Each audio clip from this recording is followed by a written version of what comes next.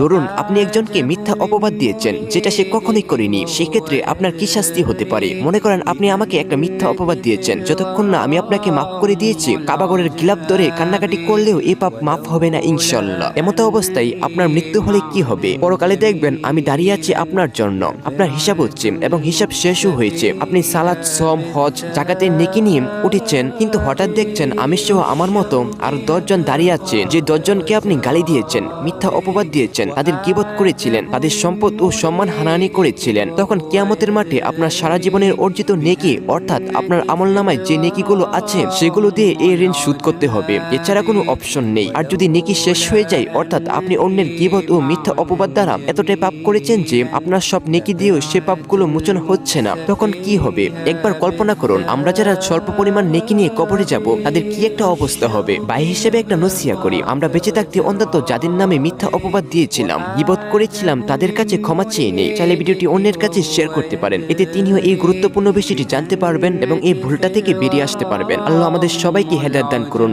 আমিন। ولولا